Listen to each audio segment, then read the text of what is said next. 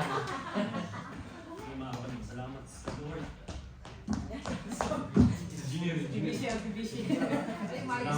Salamat sa Lord kasi nabigyan ko naman tayo ng pagkakataon para mag-share ng mag-expert. Ito, yung napili ko title is Hirap at Ginhawa. Actually, yung hirap dito parang mayaman ang pamilyong yan. Sa Japan kasi tayo. Tayo tayo mga kapatid. Yes, Lord, maraming salamat sa araw. Nandito, Panginoon, pinagsama-sama niyo. Pumuli kami, Panginoon, para magpalakas ang Panginoon, para mag-praise kay Lord. Maraming salamat po, Panginoon, sa magkakatira na nakatang po ng ligtas ng Panginoon ko. Kayo na pong bahala, Panginoon, na maghatid sa akin ng ligtas pauwi, Panginoon. Muli po, Panginoon, nagbababa po ko, Panginoon. Iba niyo po, Panginoon. Gamitin niyo mga bibig ko, Panginoon, para mag-share po ng mga aral na ito, Panginoon, na mula sa inyo, Panginoon. Wala po nga lang, Panginoon, kayo na po mamuna sa akin sa mga bibig nito, Panginoon, kayo po mamuna, mamangusap. Muli po, Panginoon, maraming salamat sa pagkakataon niyo, Panginoon. Salamat sa inyo po, binabalik lahat ng papurit, pasasalamat. In Jesus' name. Amen. Amen. Hirap, ginhawa. Hirap, ginhawa. Kasi yun yung napili ko. Hirap, huminga. Hirap, ginhawa. Bago lang. Kasi naranasan ko yung yung nag-release kami ng sa exam. Parang humingal ako. Hirap, ginhawa. Nasobrahan lang yung ano lang, relax lang. Salamat pa rin sa Lord. So, unang pakita yung mukha ko. Without further ado, so bali yun, i-extract ko po, yung pumunta sila ni Pastor at kumatakatira. Ito yung nagtano sa akin, kumatak po sa akin. Hebreo 12:10-11. So basahin mo verse 10, sa loob ng maikling panahon, dinisiplina tayo ng ating mga magulang para sa ating ikabubuti. Hindi naman, itinutuloy tayo ng Diyos sa ikabubuti natin upang tayo maging banal na tulad niya. 11. Habang tayo tinutuwid, hindi tayo natutuwa kundi naging nagwis. Ngunit pagkatapos yun, mararanasan natin ang kapayapang bunga ng pagsasanay sa matuwid na pamumuhay. So, iyan ko na-insert ko ng konti yung verse 10 mga sa mga. Bali sa talata 10, no? Kasi ito, sabi nga diba, sino ba dito yung, paano ba magdisiplina yung mga magulang natin? Sample pa kayo ba? Paano ba dinidisiplina ng mga magulang? Binabalipat ba kayo? Iingot. Nakalood sa ano? Kasi parehas kami yan. Si nanay ko kasi, ma-share ko ng waray kasi, Bisaya, waray. So nangiitak yun. Literal talagang may itak sa ilalim ng kama. Parang yun. So naranasan ko yung makalood sa asin, bilang asin munggo. Ang pasin ng walis ting-ting. Kaya ito kapayat, hindi pa may kasabihan pag minawalis ka, papayat ka. Walis ting-ting. Alam niyo yung walis tambo tapos kahoy yung mabakan.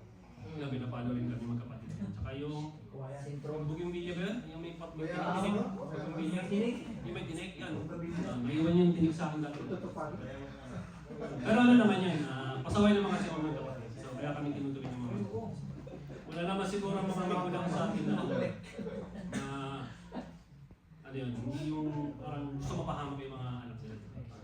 So siyempre si Lord, iba si Lord magtuwid sa atin. Parang napaka-perfect yan. Siguradong perfect yan si Lord, perfect yan.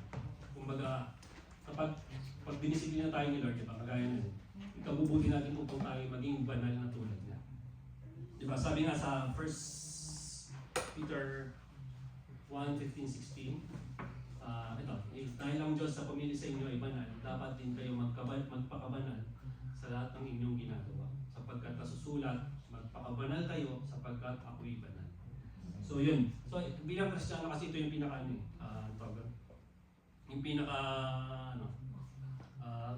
Kristiyano yung pinakatawag, parang calling natin. Yung maging katulad niya.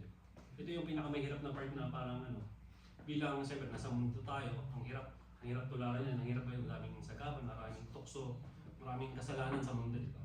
Pero kung siyempre tinanggap na natin si Lord, pinapasok na natin sa ating mga buhay, kasi dahan tayo magbabago nun. Saka dapat talikuran na talaga natin yung mga kasalanan natin. So yung pagiging banal is hindi yung banal na aso. Hindi yung ganun na aso, yung banal na aso, yung pagiging banal dito is talagang as in, maging katulad natin si Lord. Yung Diyos sa buhay natin. Yung buhay na Diyos na meron tayo.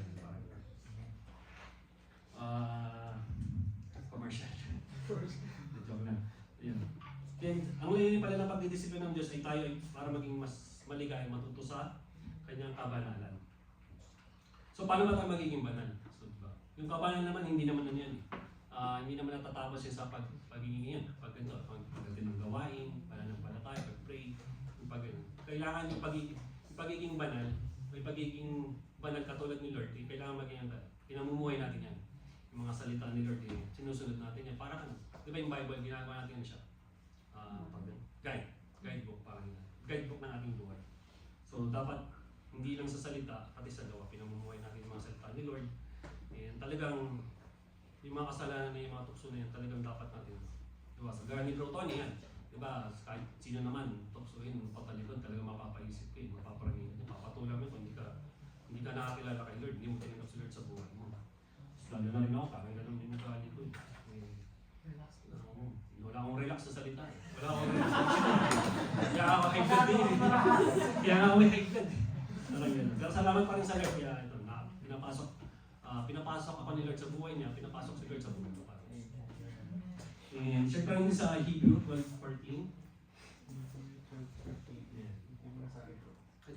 Ay, masahin na naman. Gawin ninyo ang lahat ng bagay upang magkaroon ng kapayapaan at kabanan. Sapagkat walang sino man ang makakita sa Panginoon kung wala. So, sino bang gustong makita na si Lord nito? Wala.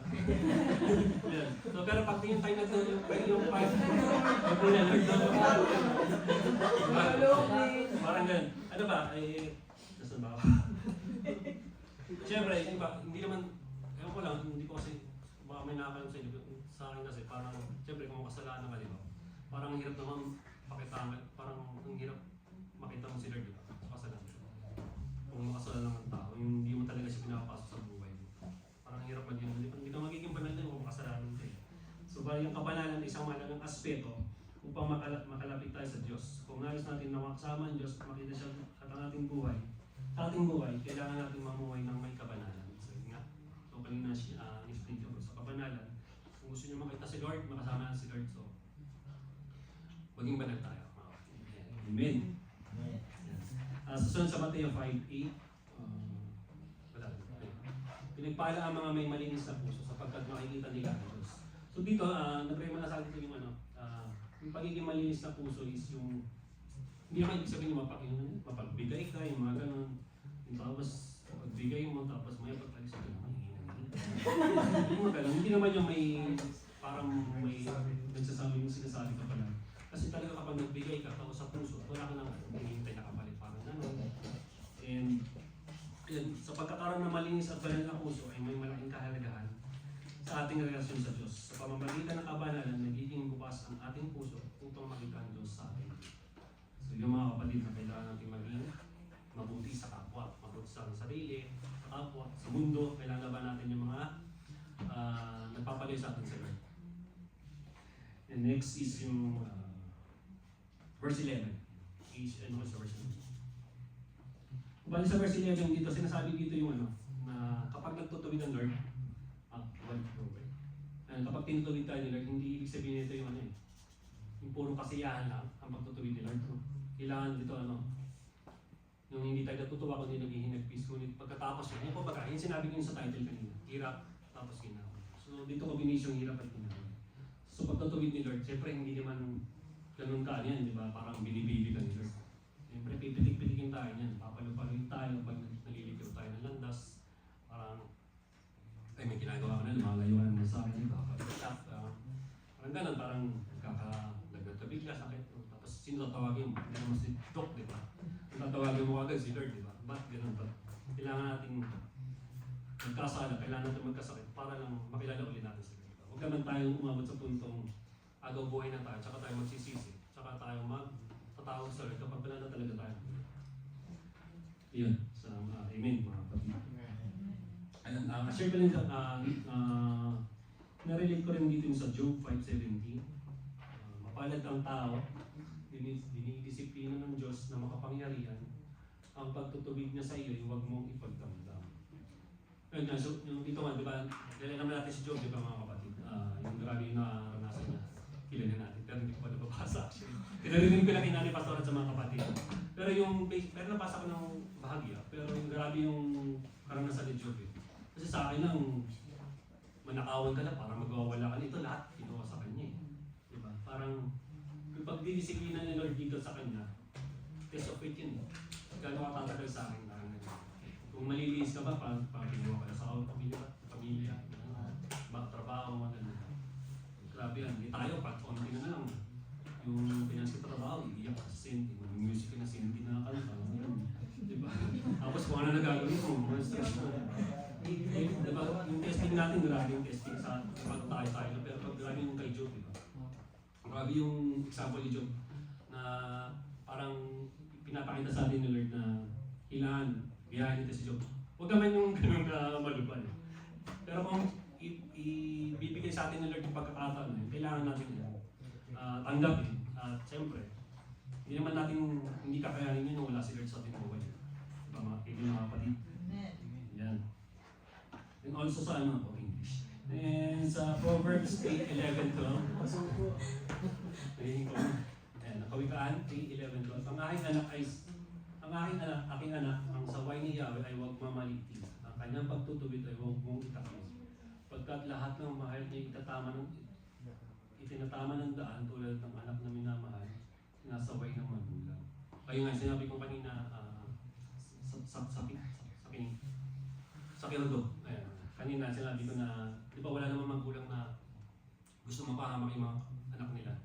So ginagawa na ng magulang na mas mapabuti ang anak nila kahit masaktan nila. Kasi alam nila pag ginawa nila yun, parang nagsiset sila ng boundaries na anak mo kung gagawin to. Eh medyo pang pasaway ka na, hindi ka na makuha sa salita. Pipitik-pitikin kita sa salita. Si Lord naman ganun din. Pero si Lord siyempre, kagaya kanina sinabi ko perfecto, di ba? Pag pinitik tayo talaga nila, talagang siguradong tutuwid ka eh. Di ba? Hindi pitik yung ginagawa sa atin nila pag nagkasakit lumalagay sa kanila. Pwedeng hindi sa atin, nakakatakot sa pamilya pa natin. So hanggat maaari, iwasan natin yung mga bagay na mga nakakalayo. Tapos yung na ano rin ko dito, yung sa 11, na ano ko dito is yung kay Nanay Pastora, yung ano niya, review. Pag-review ni Nanay Pastora dito.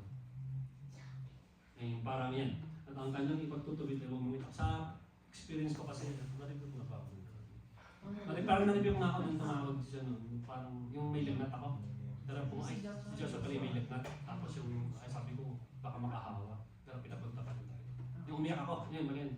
Yung umiyak ako, unang iyak ko yung unang iyak, di ko makakalimutan. Ayan. So, yung magre-review ko niya, hindi naman nakakasama sa atin. Di ba? Parang, pag sinabi ng pastora na kasama eh. Alam naman ni pastor yung boundary niya eh. Siyempre, ano ba naman, kabata-bata niya. Nanay, pastor. Bata-bata pa si nanay eh. Alam niya yung mga ano. Kasi si nanay pastora kasi ano, may atulid ko siya sa nanay ko. Teacher ko na si mama. And talagang parehas sila na ano. Ugali, tapos talagang yung hindi pa nakakala kay Lord eh, ano, parang talagang proud na proud siya ng mga achievements niya. Teacher ako eh. I know that, parang gano'n. Parang hindi mo siya mabababa, parang gano'n.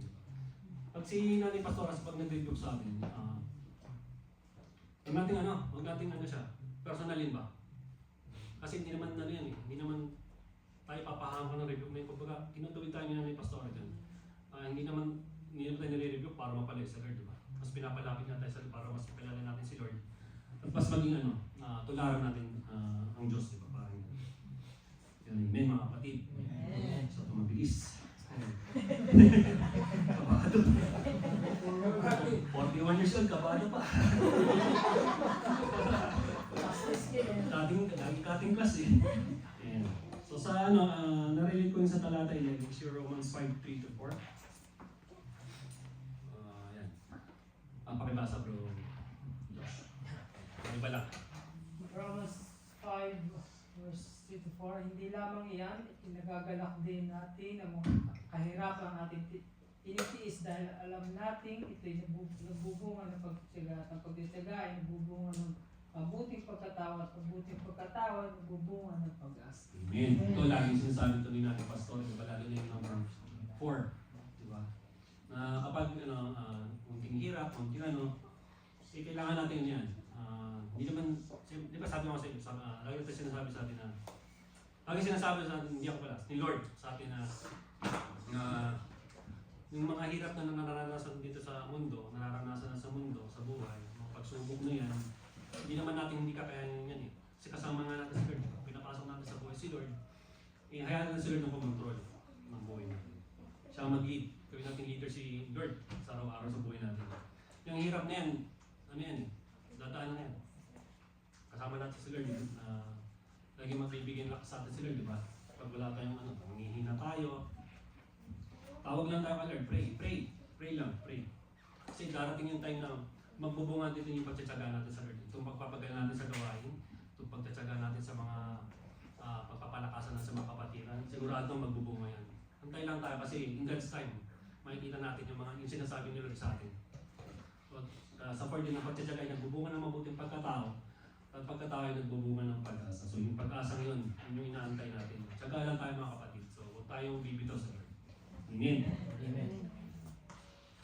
So summary na tayo. Mga kapatid, summary. Ganito yung summary ko sa layunin ng pagiging banal. So first is yung pagiging malapit sa Diyos.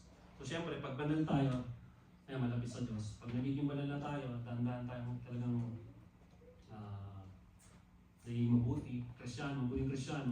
Siyempre, ang kabanalan ay naglalayong magbigay ng daan sa isang mas malalim na relasyon sa Diyos. Sa pamamagitan ng kabanalan, tayo magiging mas bukas sa kanyang presensya at mas handang makinig at sundin ang kanyang kalooban. So, mas nagiging tayo open sa mga bagay-bagay na tinuturo sa atin. Hindi yung na lagi may negative tayo na iniisip na hindi tayo makakatulog. Parang hindi naman ganun. Parang hindi naman nakakatulong sa akin itong mga bagay. Itong mga natututunan natin, kahit nga yun na, malapit na tayo sa Diyos, mas magaan na sa atin, mas magaan na sa pakaramdam na kung ano yung mga binibigay sa atin nila, yung mga pagsubok na dumating sa atin, tanggap ka nun tanggap. Kasi nga, nasa atin na yung Diyos na buhay natin. Number 2, pagtulad kay Kristo. Pagiging banal ay tungkol sa pagiging katulad ni Kristo. Habang tayo nagsasanay ng kabanalan, ang layunin nito ay maging mas tulad ni Jesus sa ating isip, salita, at sa gawa. Ito yung sinabi ko kanina na kailangan yung pagiging banal is hindi natin sa pananampalataya. Kailangan yung salita ay may gawa. Kailangan natin pamuhay at laging isipin na bawat gawin natin mabuti ba ito parang mabuti. Para sa ating mabuti sa kapwa natin. Amen, mga kapatid. Amen. Number 3, pagbibigay ng kaluguran sa Diyos. Ayan, kaluguran is yung happiness. Kasiyahan sa Lord. So, siyempre, pag nakikita ni Lord na ang mga anak niya is sumusunod sa Kanya, mas sinusunod yung mga salita niya, siyempre, sino bang magulang na hindi matutuwa? Diba yung mga magulang natin, nag-award pa yan, di ba? Kahit maubos yung pera natin. Di ba? Bigay lang ng bigay sa anak, basta napapasaya tayo, di ba? Parang ganyan. Si Lord, di pa magbigay yan. Grabe si Lord. Kung alam niyo lang mga kapatid. Si Lord, pag nagbigay yan, talagang panghabang buwan, siksik at liglig at mga kapatid. Amen, mga Lord. Number 4, nagpapakita ng pag-ibig sa iba. Yan, siyempre, ito mahalaga nito. Ito mga ito sa kapatiran, no? Para sa akin kasi ito yung pag nagiging banal tayo is kumbaga, yan, sample yung kay Bro Tony kanina. Yan, pag-ibig yan. Pag-ibig sa kapwa yan. Imbis na sapakin niya, ilagay niya sa maleta, diba? Pinagdadasal niya. Diba? Kasi inaya. Kasi sinusunod niya yung sinusunod niya si Lord. Inaya niya si Lord na pumili sa buhay niya. Si Lord ang bahala na magtubig sa taong nagkakamali sa kanya, towards sa kanya. So yun yung sinasabi ng pagpapakita ng pag-ibig sa iba, sa kapwa. And lastly, number 5, ito yung hinabangan natin at mga kapatid. Dahil tayo nagpapagal, sumusunod kahit umuulan, umatin tayong gawain, tinatalikuran ng daan tayo makasalanan. Yung inaantay natin mga kapatid. Paghahanda sa buhay na walang hanggan. So yung makasama natin si Lord ng habang buhay at walang hirap sa buhay. Salamat sa Lord. Yun lang po mga kapatid. Amen.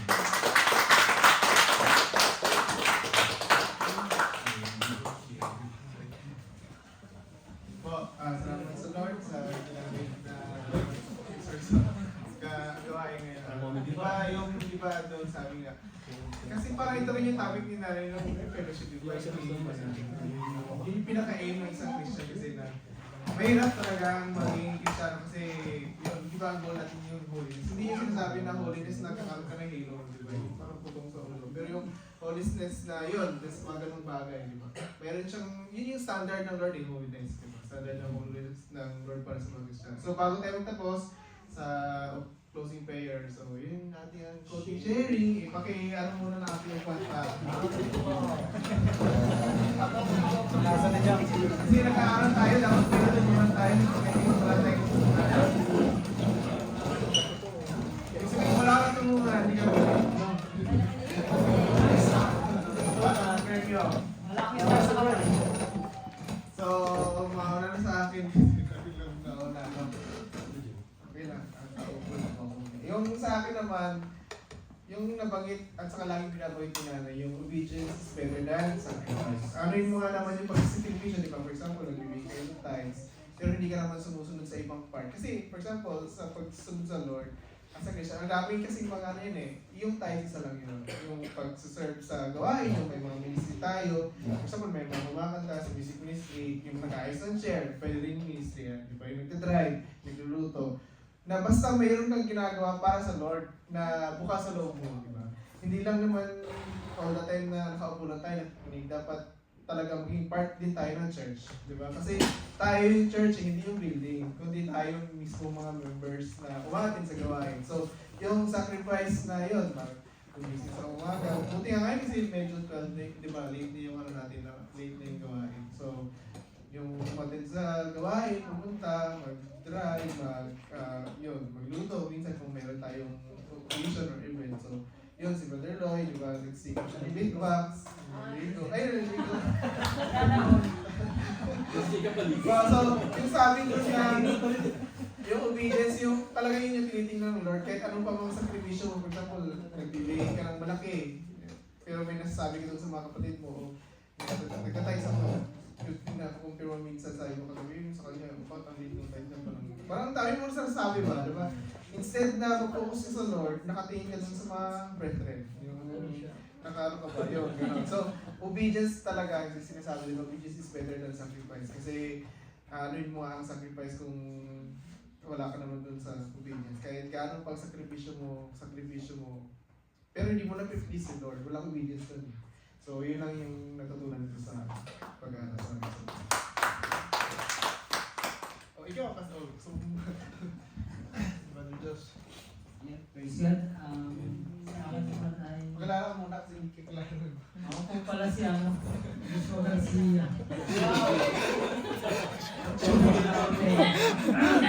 Okay lang po pala. Joshua Garcia, sa mga hindi makakilala. My name is Joshua from Batangas.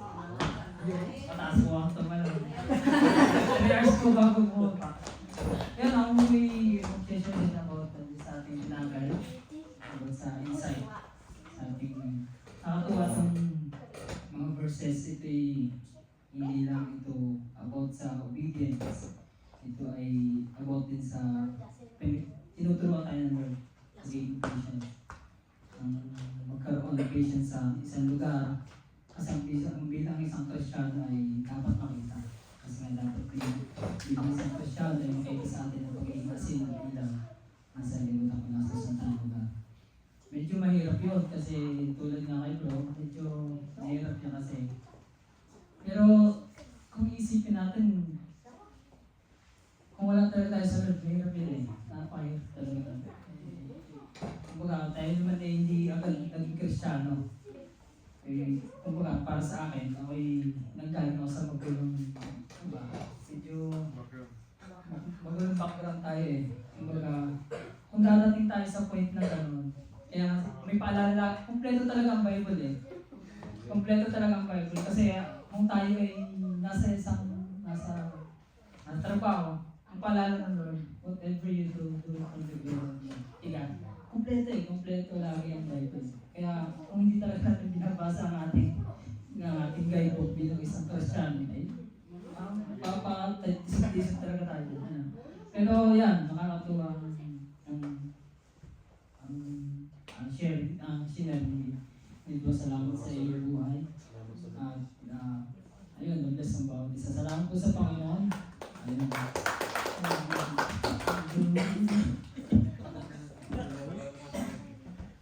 Rin lang susunod. Ako na. Hindi, sis Rin muna. Go ko talaga. Ayun yung, share ko lang.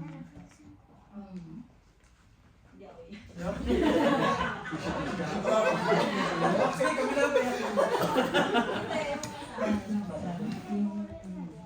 Ang nalala sa akin yung obedience na kasi napansin niyo wala si Clara. So, dumating po yung okay namin last week.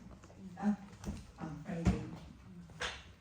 So, every time na may darating na bago, nasiset yung company namin ng 3 para sa bago. So, bilang luma,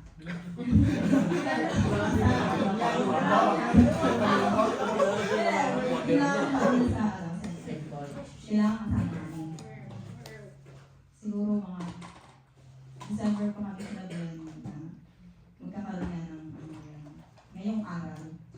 So, nung nag-chat yung sa akin, si factory manager, sabi niya is, magkakaroon nga daw ng gala ang mga treat para sa mga namin.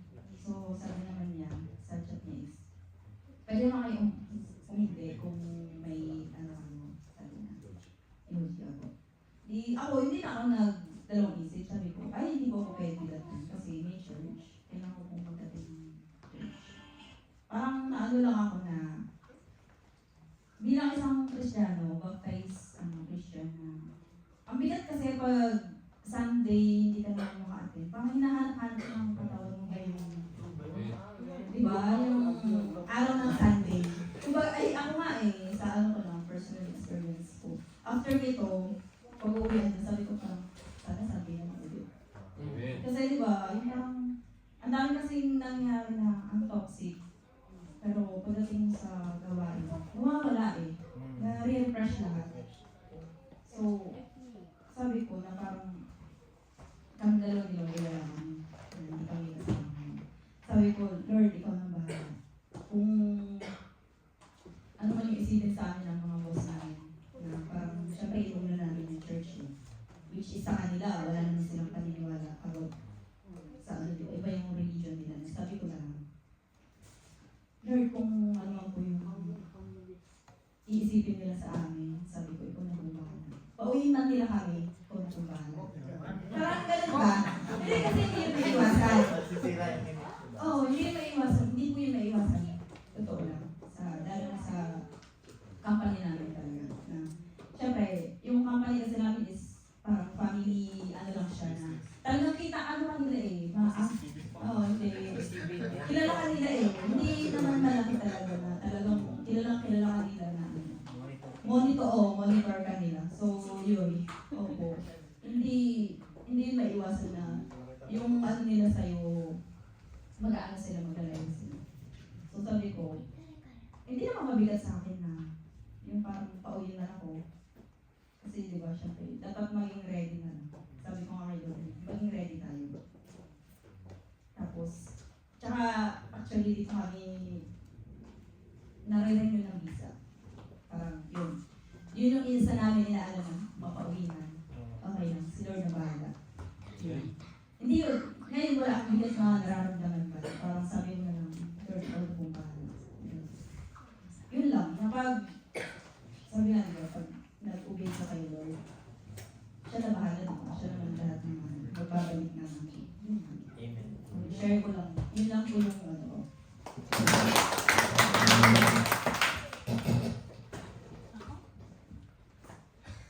Walang prodi ko po, babalik ka. Gusto ko lang kasi yung verse kanina, may nagpama dun sa akin na gusto kong share. Dun sa may Roma. Mamaya na lang ako.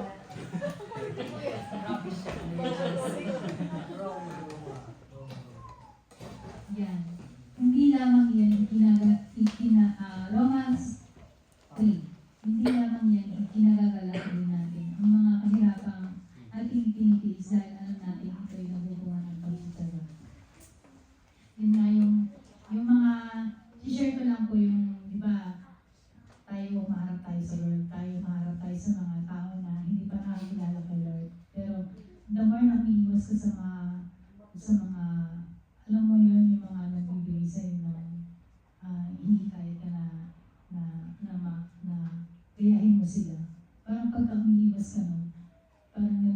persecute kayo. Parang iisip nila na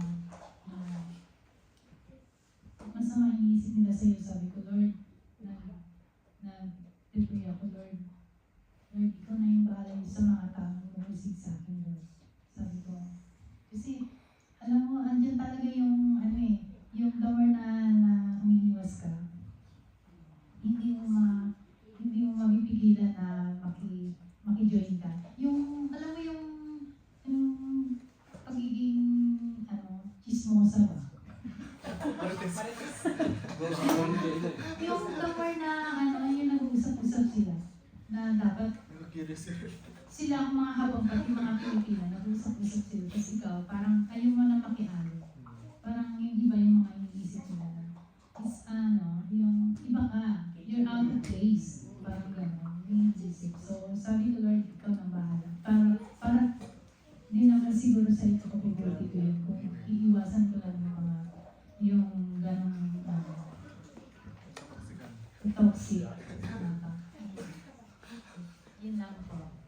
Yung pagtitiis lang din. Tiis lang. Yung sacrifice. A way is better than sacrifice. So yun nga. Sumunod lang tayo.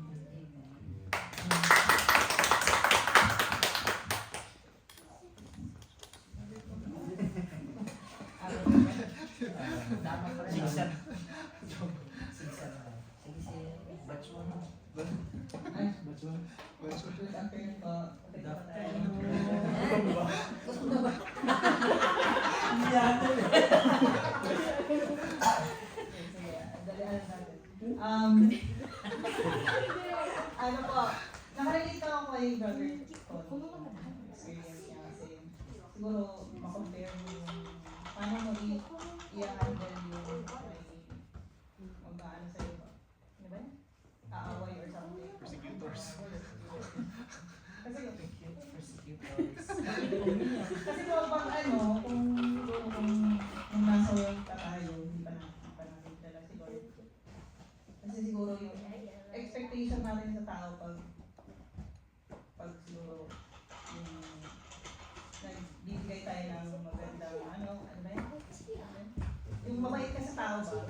Yung expectation mo is dapat mabait din siya sa'yo. Ganun, diba? Yun yung parang difference kung wala ka sa Lord, tsaka nasa Lord ka na. Kasi kung nasa Lord ka na, hindi ka na mag-expect ng balik. Kasi nga, gagawin mo siya para kay Lord. Parang ganun lang na, kasi dati ganun talaga ako. O, i-expect na. Mabait ako sa'yo, parang ganun ba? Mali pala yun. Kasi nga, magiging mabait ka, magiging makakara sa tao. Not because para sa tao, para kay Lord. Kasi nga, yun yung goal natin, yung aim natin, isa sa parang paraan na magiging paano tayo, yung holiness ng goal natin as a Christian, as a follower of Christ. Tapos yung sa hirap at ginhawa din po. Ang pinarema lang sa akin ng Lord is parang lahat naman sila tayo dumaan ng yung examination sa sa school. Pag nagkakamali tayo, di ba, mas natatandaan natin yung mali kaysa sa mga tama na nasagutan natin. Parang gano'n. So, gano'n din ang parang i-relate natin siya kung paano si Lord. Paano tayo matututo sa buhay. Na mas matututo tayo kung nagkakamali tayo, di ba? Diba? Doon natin mas natatandaan ang mali yun. Dapat hindi na natin gawin. Gano'n. Gano'n lang po. Thank you.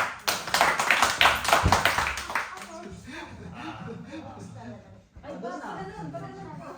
Okay, Brad Brenda. Nagkakita tayo. Zigzag. Sana natagin mo naman ng aking issue. Ano yung kapon siya bro? Yung kinapon ka. Nahali ko.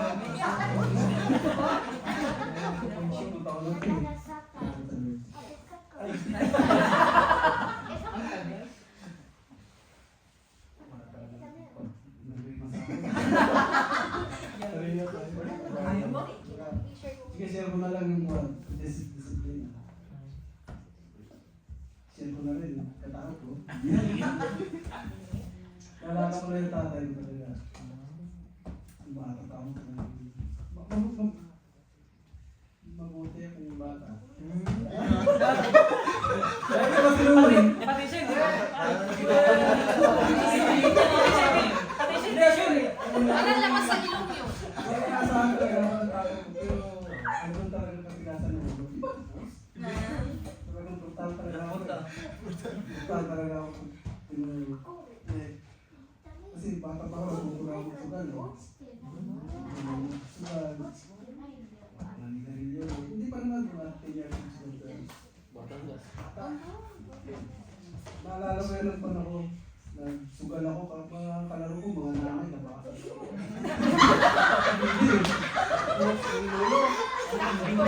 Bingo ba yun? Ay, bakit talaga? Sabi ng tatay ko, ang kalabaw, pantayan mo, mga alas 10. Tatago mo sa silo. Ilang ko sa sabahan. Alam niyo, nakalimutan ko. Naalala ko, alas 10 lang. Tinatubog ko pa sa tubig. Parang papasok. Namatay yung tinubuntis niya. Na-award. Dahil talaga yung tatay ko. Yung babae kasi namin. Mga probinsya ko. Alam ko. Malakas na. Malaking parang puno na pinutol at tinanggalan ng daw. Sa akin, ang gagaling ako ng silong. Yak ko rin. Parang sakit. Parang disiplina niya doon. Isang kain namin. Parang may pandin naman. May namatayan. Sugal na naman ako. Gusto may kandidat na. Hanggang nasuntok na ako dito. Hanggang sinuntok na ako. Parang disiplina, grabe mo tayo. Parang, pero lahat naman may balik naman. At hindi naman ako galit sa kanila. Pero parang natuto din naman sa kanila. Okay lang. Kasi hindi naman ako naisip naman ako. Sa ngayon. Nalala ko din si Lord naman ganun din ako. Pagdating sa Lord, pasaway din ako. Yung nalala yung ito, mapilay. Okay, dito naman ako. Nalala yung video ni Kaya tapos na. Okay, karate kayo. Sabi ko, wait. Hindi ako sasama kasi magagawa ako. Pero totoo, wala ako. Tapos niya, hindi ako parang na sa kanya. Dali na naman. Bakit Yun naman, yung matindi talaga naman. Bago pa ako naglaro na ako konti pa lang. Sinuntok na ako. Parang nasuntok. Sinamahan ako dito. Hindi naman, akala ko nga mamaga. siguro Tapos, pangalawa, still ng bola. dito naman, nabangga. Pangatlo na to eh. Sabay, isang araw na yun, nung hindi ako sumama sa inyo. Dito matindi, tatlong linggo. Parang nag-talking ako dito. Sabi ko, may pagsigas na yung, pag-alert na yung sinusubukan mo, talaga hindi lang pitig eh. Parang hindi, sabi ko, dalawa ka na sa akin. Pangatlo siguro, baka pupuluhan ako. Parang hindi lang sa magulang yung pag-disiplina. Pati sila, disiplina. Saan ka pa disiplina eh? Hindi ka na kilala ng Lord. Kung kilala ka na ng Lord eh, parang huwag na natin palikuran ng Lord. Na pag dumating yung araw na pag pinalikuran ng Lord, kahit sabi pa nga ng verse na kahit sumigaw ko sa kanya, tawag ako sa kanya, hindi ka natin alam. Kasi mabuti pa yung mga hindi kilala eh. Pag dumating sa araw na makilala nila ng Lord, sila pa yung kalukuran, tayong nakakilala na tumagito. Kahit ano pang sigaw natin, tawag sa kanya, hindi ka na niya marinig kasi makilala mo na. Parang kinalikuran mo na siya eh. Parang hindi mo na siya pinagdaan, parang hindi mo sa sinunod. Kaya ngayon, parang kinakabahan ako pagka sabi ko, bahala mo na ng laro. Ayaw ko na rin naglaro. Hindi ako naglalaro.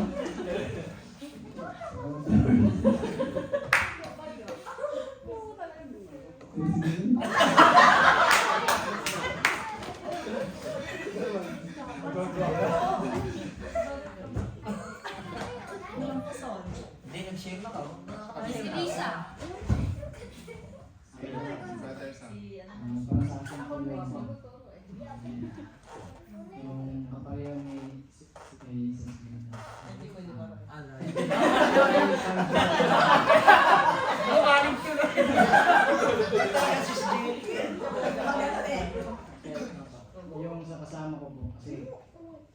yung sasabihan ko sila na ay wala kasama ko, sabihan ko sa kanila na kung may time kayo, hindi kayo busy, piling sa mga sabi nila, sige ba, kasi yung tawag na, sige ba, sama kami, parang tumatawa sila ba.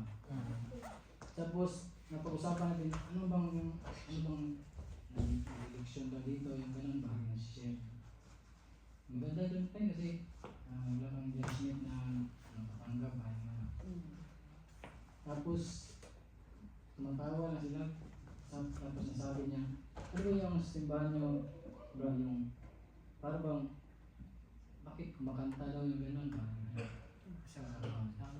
Yung, parang pumirot talaga sa puso ko yung pagsabi niya, ano ba yan ba? Parang kulto yan, yung ganun ba? Pero hindi niya sinadya yun. Parang, paano ba? Kulto ba yan? Saka sabi ko, parang sa atin, di ba? Siyempre tao tayo, parang nasasaktan tayo. Parang nainsulto ako doon, pero binaliwala ko na lang kasi alam ko naman na hindi niya alam yung sinabi niya.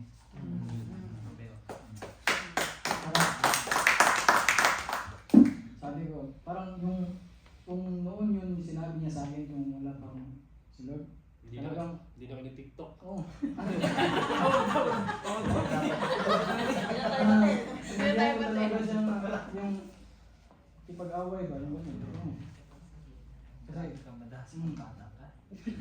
Kasi ako, nagaling din ako sa kwan. Ano ba? Yung pagka... Sa lihiro. Saka may mga bisyo din na... Pero ngayon, hindi, wala na. TikTok. TikTokers, no? Pero yan, nasaktan talaga ako nun, pero sabi ko, parang pag nasa Lord ka na talaga, parang yung puso mo ba, parang hinihimas niya ba na huwag kang magalit, parang hindi niya alam yung sinabi niya, parang ganun ba.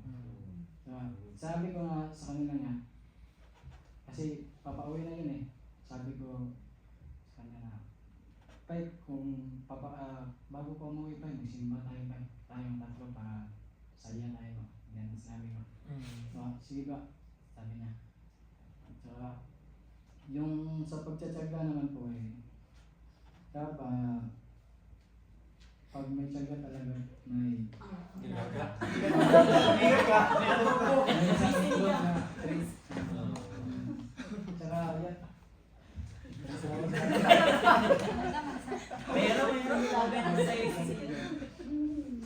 Tsaka pag magtsaga lang, ano ba yung Tagalog na ito? Saya na lang, Bisaya. Okay lang. Nagkahilot ba? Ayun. Hindi, nakakaintindi naman sino nakakaintindi ng Bisaya. Bisaya ka na. Oo. Translate mo. Translate na lang ko yun. Yung pagtsatsaga. Ano din ah? Ano yan? Wala talaga. Sorry po. Pagtitiis, no? Wala kang magka-girlfriend lang. Wala kang walang duwa. Yun yan. Ano ba? Nalimutan na lahat.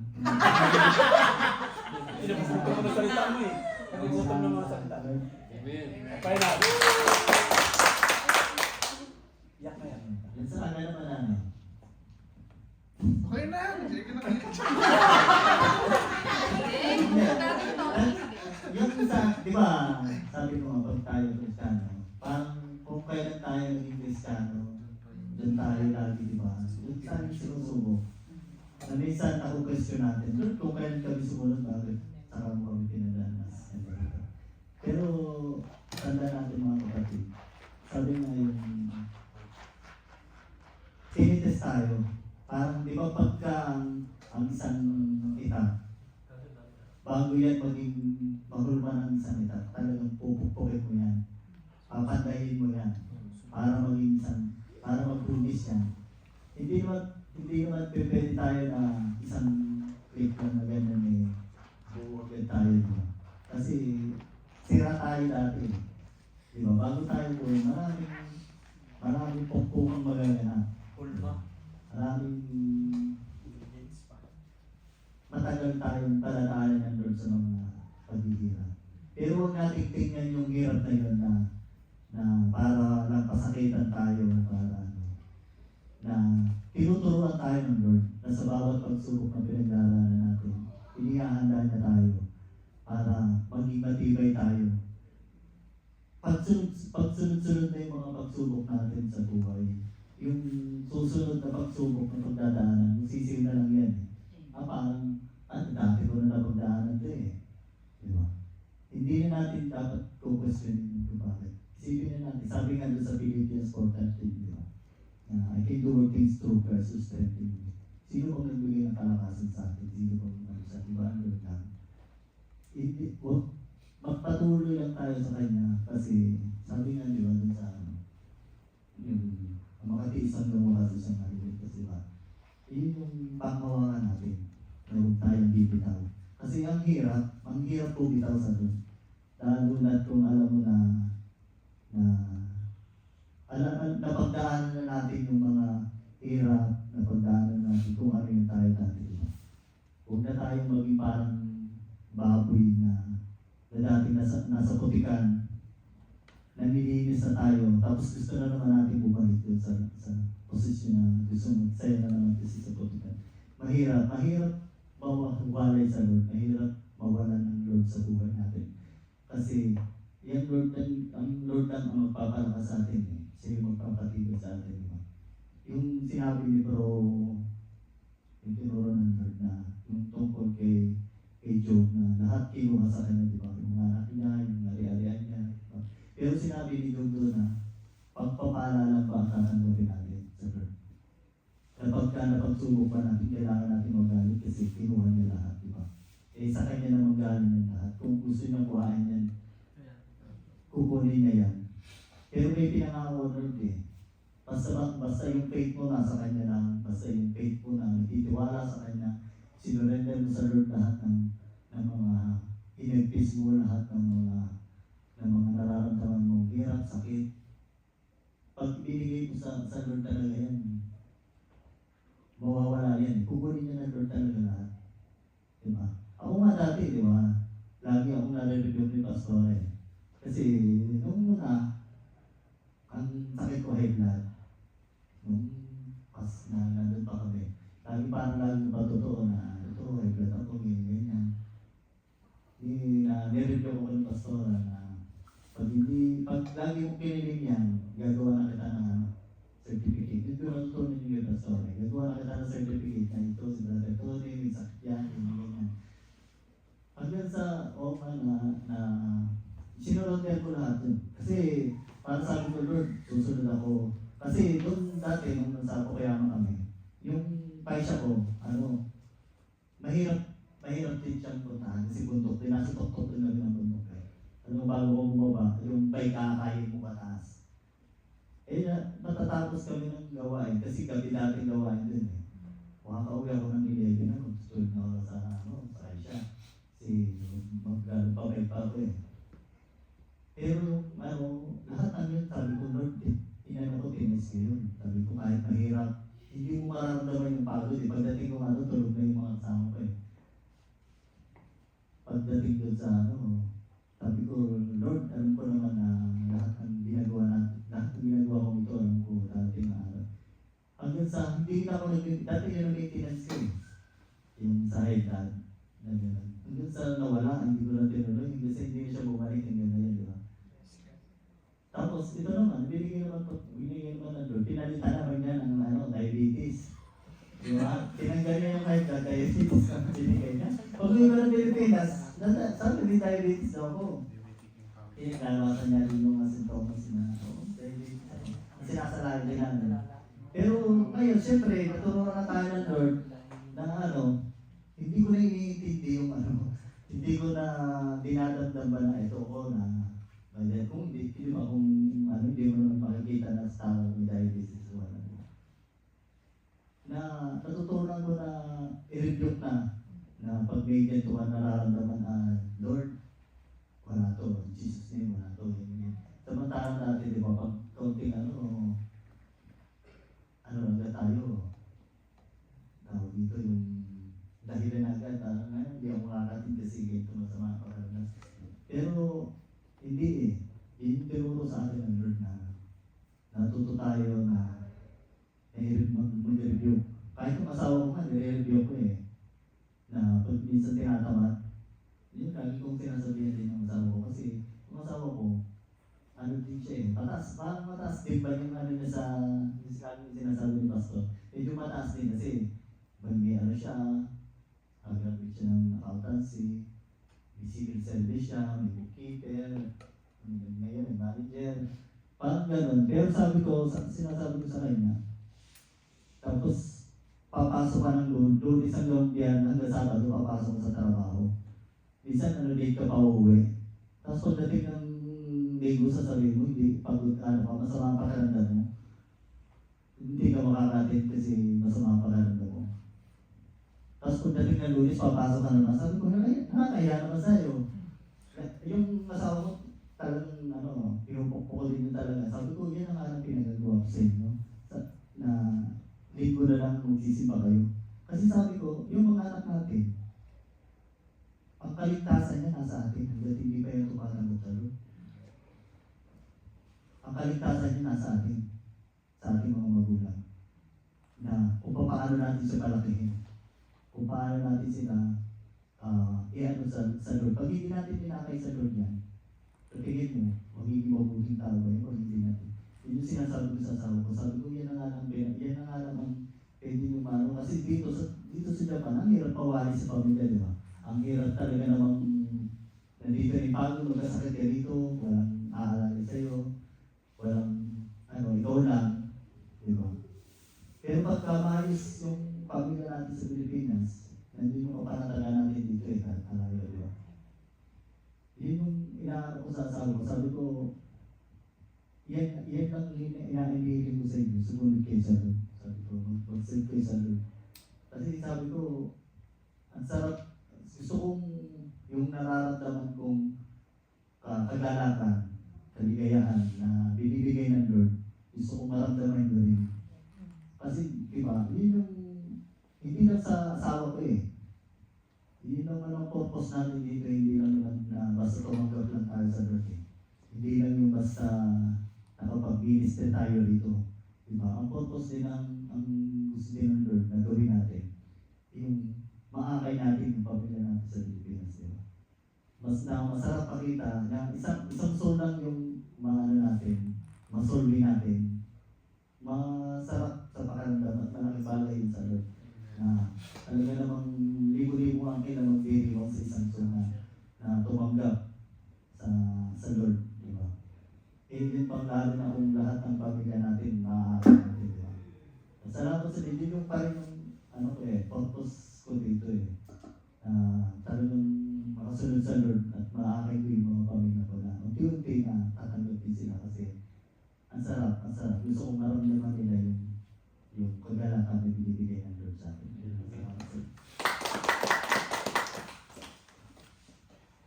Mali at before tayo mag-close.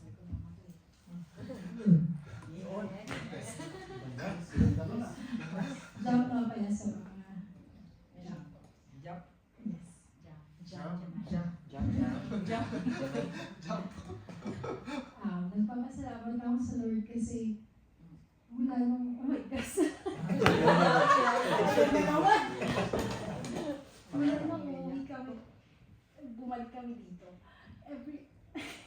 Lagi na lang kami pinipilit nila. Oh my gosh, bakit? Sorry. Lagi kami pinipilit na punta dito.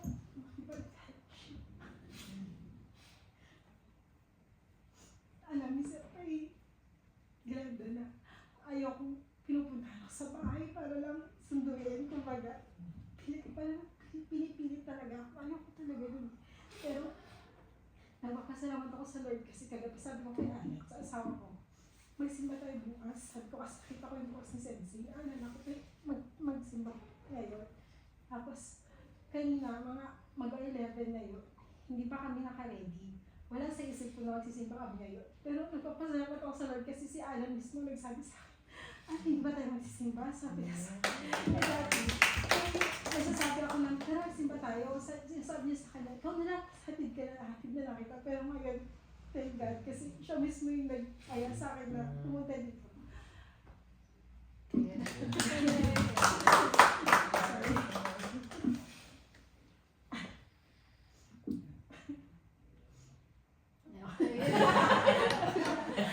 Sorry, hindi talaga ako nagsasalita sa pag-sorry. Sino yung closing natin? Sino? Ay, kaya pala, ipati siya. Sige, tayo. Hello, hello, hello.